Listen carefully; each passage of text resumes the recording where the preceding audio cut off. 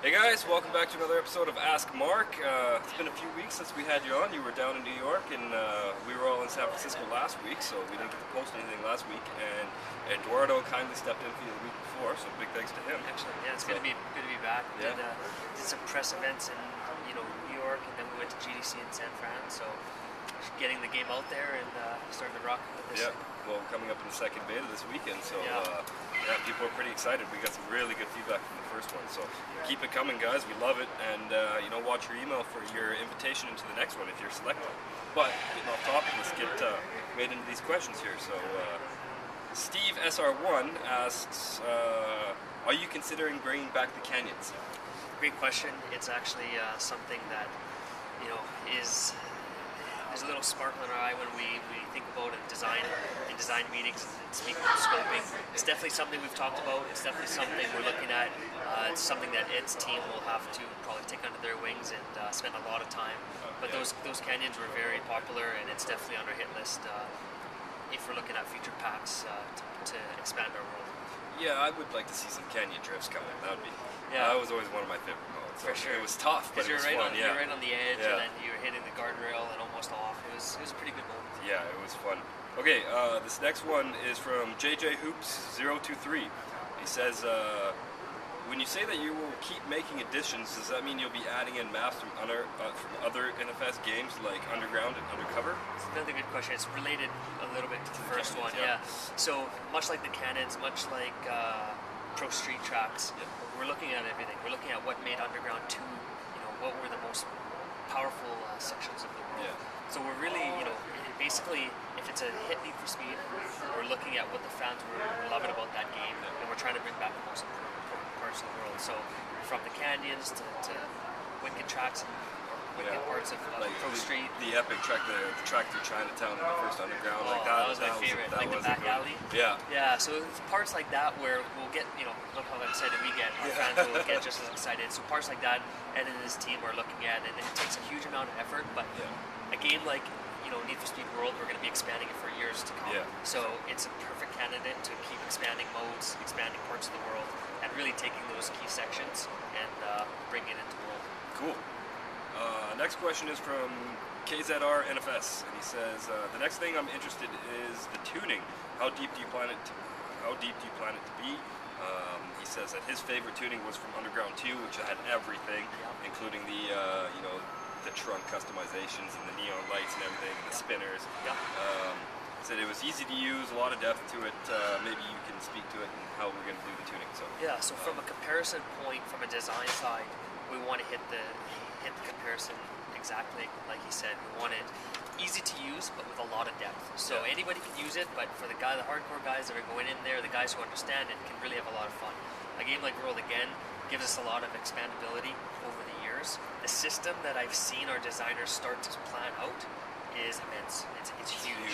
It's huge. So it's going to take them a while to get in there. It's just a matter of time when we actually see that whole chunk in. The players that are seeing our beta, they're seeing the vinyl customization already in there. So we're doing it definitely in sectors, and performance is coming. It's not going to be Need for Speed unless we have it in. So we're trying to do it bigger and bigger, better. I actually have a couple points that I want to speak to this one too. Number one, dude, the neon lights, they're not coming back. I'm sorry, that's just not cool anymore. Like, it hasn't been for a while. It really hasn't been. Early 2002, 2003, it was a big scene. Any Need for Speed, we're always looking at what's to come. We're not looking at what was in the past. What is the car culture doing these days? And like, quite honestly, right now, what's cool in the culture is nice, sleek, clean cars. Like the huge amount of vinyls is the Fast and Furious. It's kind of, you're seeing that style kind of go out, and this kind of nice, clean look coming in. And we don't mind celebrating like modes or celebrating parts of the world, something that brings the heritage back from the Need for Speed, but the actual culture of the driving experience, we're trying to keep it pretty. And that's not to say that we're not going to let you do all those vinyls, because we are. Of course. And the second point that I wanted to say to that is for the players that have been in the first beta, they they've seen that we have a very limited customization feature set right now, and I'm just going to go back to the expectations we set for the beta. We are intentionally constraining these features because we're trying to get a specific points of data out of the betas for what we're trying to test specifically. So just because it's not there in the betas doesn't mean it's not going to come down the line. So intentionally constricted right now. So literally, if I can expand on that, is the build that's in our beta, to me, is old. It almost looks 8 months to a year old compared to what we have at our desk. So and that's I can see how excited our fans are getting for what's at the beta. Really, what the next build. We're just using this for telemetry and testing our core systems. Power-ups, driver skills are brand new for us. So it's intentional. We're definitely doing this in stages. So just be aware of that.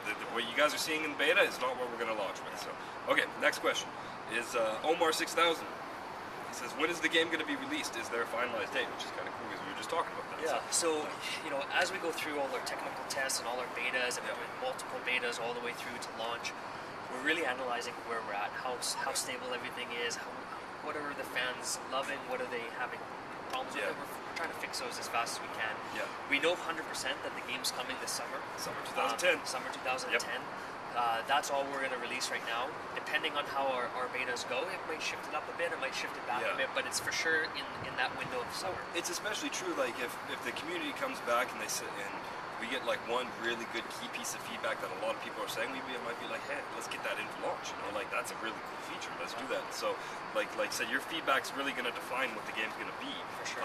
Even years from now, that's how we're going to prioritize what features we're going to put in when. So it's very important going forward. After the 3 months, 6 months after, year after, 2 years after, we're going to be listening to the community each day. We're going to be analyzing telemetry each day, and if race events are very popular, we'll keep playing. If they're not, hey, we'll switch it off and put something else on. We have so much scope, and we have so many features on our backlog. It's just a matter of time before they make the game. Exactly. All right, so next question, actually last two questions are from Delano609, and he asks, will we be able to jump to events on the map? For sure. So as you saw in the closed beta, you can already do that from now. You can drive up to a race event marker, join the race, or you just click M on your keyboard, the map pops up, you select your race, you can jump to it, or you can join it right there, single player or multiplayer. In the future, what's cool, what's not in the game yet, is we just had a design meeting now, is coming towards launch, and we're going to be expanding it, is the race now as well. So you'll be able to click the Need for Speed logo on the top and bam, get into a race. That was actually a huge amount of people were saying that on the forum, saying I want to be able to play right now. And, we'll get it. It's just it's a matter of time again. Right now we're testing our core map functionality, teleporting. Even right now we have the social feature where you can right click on your buddy, add him as a friend, and then teleport to him. So that's in the beta right now. You can actually right-click if you bring up the map, select another racer's icon, you can jump right to it. So these are all the core systems that we're trying to. It's a social game. We're really trying to mold the game around that social experience. Exactly. And with the teleport to a friend, it actually was pretty buggy in the first beta. We fixed it. It will work in the second. So last question. Will we be able to see other people's vinyls online? For sure. Absolutely. This is a social game. Yes. It's a social game, so you'll be able to just customize, pimp out your ride, and that's really what's going to set you apart from the other essentially millions of players all over the world. So we really are putting the pressure on our fans to really come up with some wicked rides, and we're always blown away. We always see we see vinyl combination, and we're like, wow, that we've never even thought of that stuff. So, well, it's funny, in the first beta we saw everything from nice clean cars to the Hello Kitty cars.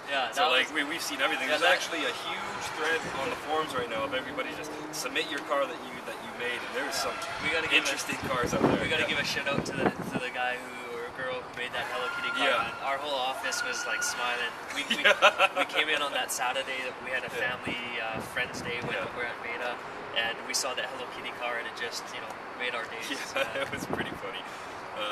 Not the coolest car in my opinion, but it was still pretty good. Some effort went into making that, so shout out to whoever made that. I can't remember who made that. For sure. So cool. So we're gonna do this again next week. Sounds as good. Always. Let's do it. Actually, just side topic special announcement. We're actually gonna have John's gonna come on the podcast this week. So if you guys don't listen to the podcast, you guys should subscribe to it. It's Need for Speed in iTunes, or you can grab the RSS feed off needforspeed.com. You're gonna be joining us in the podcast at one point this soon. For sure. I hope. Yeah, let's do it. try to get you on there. So Yep. yeah. Look forward to that. And then guys, keep submitting your questions. We love to answer them. Just because we didn't answer them in this episode doesn't mean that they're not going to get answered. It seems like this vlog's going to be going on for a long time just because there's so much interest in it. So, and sorry we had to miss a week. We were pretty busy with travels. I was out of town. I think I'm in town. I was out of town too. So yeah. So we're here. I mean, we got the beta this weekend. We're here, and yeah, send us a comment on the YouTube channel or on the blog that this comes out on, or send me an email directly, drew@needforspeed.com. So Awesome. cool. Thanks, guys. Cheers, guys.